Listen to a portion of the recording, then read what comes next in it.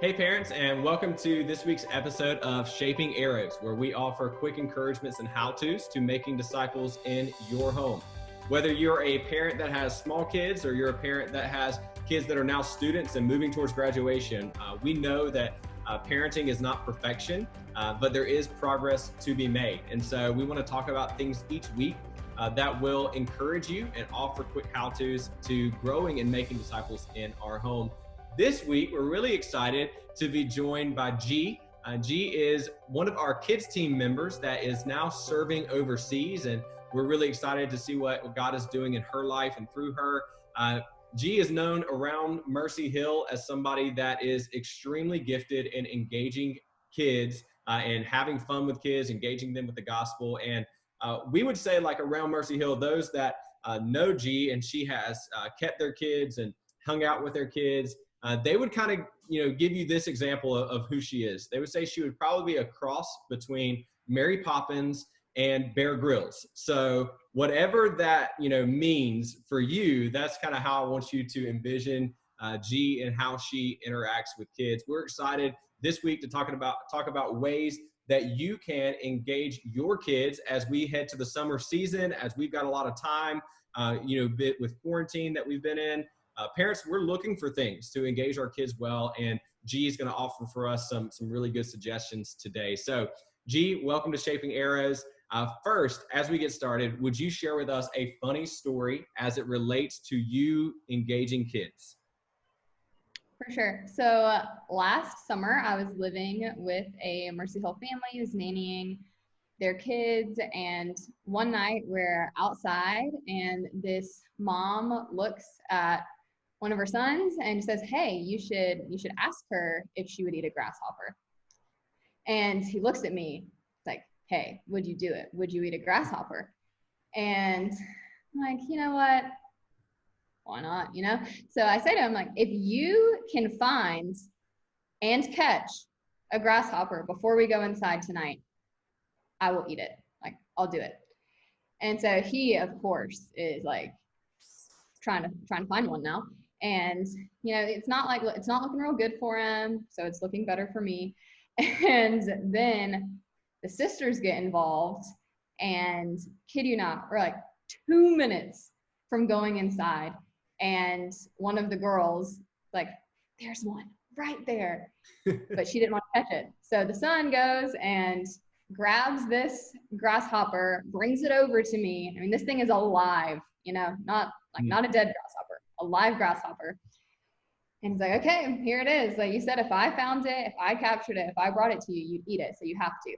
So then I ate a live grasshopper for these kids. I figured, it's gross, it's weird, but like it's gonna be a great story regardless. And I'm moving overseas, so who knows what things I'm gonna end up eating. That's a lot of love right there for those kids. A lot of commitment. I think the cross between Mary Poppins and Bear Grylls, I think everybody sees that in that story right there. Yeah, not something I think I would do for kids, but I'm glad that you love kids in that way that you would do it. So what are a couple of resources or maybe a framework that you could offer to parents as they talk about engaging their kids? Yeah, so I think one thing that is really helpful is just to think through some categories of types of activities. And I think you'll find that you're really able to come up with a lot more things than if you're just trying to come up with a list of activities, if you give yourself some parameters. And so some of those is just like when you're thinking about being at home, what can you do inside? What can you do outside? What can you do with water? And that ends up being, there are a ton of things there. And then also thinking through, well, what are some activities that we can do outside of our home? If that's going somewhere or going to get a treat from somewhere. And so even just thinking through those categories, I think you'd be surprised at how much you can actually think of instead of just thinking, "Oh my goodness, what am I going to do all day today or all summer even?" I think another thing that can be helpful is even thinking through just themes that you can use for a whole week or even for just one day each week. One example of that, and this can work for students, it can work for young kids. If you're make it a goal to just be more fit as a family, say, hey, we're going to do workout Wednesdays, and it's something we're going to do each week, and you all do that together. And it also helps anchor the week, that things end up forming around that, because that's like a certain thing that is going to happen. And like, we all love certainty right now because so much is uncertain. If you wanted to do like a week, it could end up being like, I did this with the kids here where I live. We just did all of the colors of the rainbow. You had to wear that color for each day. And it's just something, even like small things for them to look forward to and enjoy. And then the final thing I would say is, when you think of an activity, like, go as crazy detailed as possible as you can with that activity. And it can end up really expanding into something really exciting for your family. One example of this was last summer. The kids that I lived with, we did the Olympics. And so we did, for summer and winter, we did indoor-outdoor Olympics, had at least 20, 25 activities for both of those.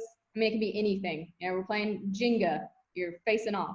Playing Uno, like, those are 2 indoor activities. Yeah. Do sidewalk Pictionary. There are so many things you can come up with. But it'd be one thing, you could just stop at activities, and that would still give you a ton to do.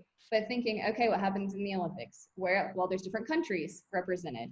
So each kid had to pick a country, make that country's flag, do some research on whatever country that they landed on, and also had to, we did an opening ceremony, and we played each of their country's national anthems. And so it was fun for them to hear that as well. So something that would have maybe been just an afternoon of activity stretches into like a week-long family experience. Wow. And so I think also thinking through that of just like, what are things also happening throughout your week? Like, what are regular things you already do? You eat meals, like, there are things that just naturally happen. And how can you invite your kids into that? How can you invite your students into that? Like, telling your student, like, hey, I would love for you to cook dinner twice a week. It gives them skills they need, skills I wish I had more of. It is helpful to you, and it brings you together as a family, feeling like you're really going after lockdown or transitioning out of lockdown or whatever, together as a team and as a family. Gee, that's awesome. I think, for parents, a lot of times we think through like the big things. That's our first reaction is, when we're thinking about activities, things to do as a family, we think, oh, well, we've got to go to the amusement park, or we've got to go to the mountains, or it's got to be this big thing. And I love what you're saying is that you can take the details of the everyday, and you can take small things and you can make them into a big thing for kids without thinking that you've got to go and, spend a bunch of money, and you've got to go, do something that's lavish. You can take the ordinary and make it into something special. And I think that's really helpful for me as a parent. I think for our parents out there too. So last question for you. So what is one action step or activity that you would encourage parents to take as they look towards engaging their kids well and creatively over the summer? What's the first action step that you would give for them to take? Yeah, I would definitely say the first thing is to think through some of those experiences that you would maybe want your kids to have, that you feel like have to happen outside of your home. Going to the beach, going to the mountains, Disney World, like those kinds of things. And especially if it's things that you feel like they're going to be missing out on because of just how things are going in the world right now. Camp, just like make a list of those, put them on your calendar and say like, hey, this is camp week. We're going to do camp at home. And you don't have to be responsible for figuring out everything that camp at home looks like. Like, ask your kids, like, what do you think you would do at camp? What activities would you be looking forward to at that? And figuring out how can we take those experiences that we want our kids to have and create them together and be responsible for creating them together at home. And that, I mean, if you pick 4 experiences, that's a month that you have maybe created of ways to keep your kids engaged and have fun together as a family. And I think also, if you hear that, another step to take, you hear that and you think, man, that seems like a lot to try to do. I'm a single person. I'm not married. I don't have my own children. I love kids. I love being part of families at Mercy Hill. So who are those people in your life that you can invite in to be part of your family, whether it is singles, which I definitely think, and I have benefited from being parts of families and being able to disciple kids through relationships that I have just become around their family. And yeah, invite those people in and actually make them a part of your family, not glorified babysitters. And also think through, well, who are other kids that maybe my kids would love to do this with, and reach out. So take these experiences, think not just what is it I want to do, but who can we do them with?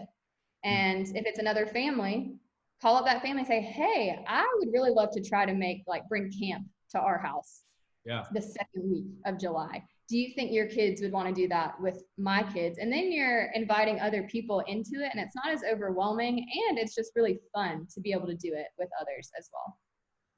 Wow, that's super helpful. I think even, for me, as I'm thinking about it, is just like, what can we begin the process of? And I think for parents, if you haven't been doing anything, or maybe it's been kind of random, taking some time to sit down and think about that and begin to plan those things out. That's really helpful, G. And I just thank you so much for being here on Shaping Arrows this week. And parents, we thank you for checking it out this week. And, each week we want to continue to talk about the things that you want to talk about. So if there's things that you want us to discuss on Shaping Arrows, feel free to put that in the comments. We also encourage you this week, as we are talking about engaging our kids, we want to encourage you to share in the comments activities that your kids are enjoying doing, because maybe there's a parent that's out there that would love to hear from your ideas of how they can engage their kids. Thank you for joining us on Shaping Arrows. And next week, we're going to be talking about self-care and what that looks like, our emotional health as parents. I know during the season has been an interesting thing for everybody. We're going to be talking about that next week. I would say, if this episode has been helpful to you, I encourage you to share it with somebody else that you think it would be helpful to. We want to see more and more parents engaged and equipped to make disciples in their home. And we're excited about how you can be a part of this simply by sharing this episode. So thanks for checking out Shaping Arrows this week. We will see you next time.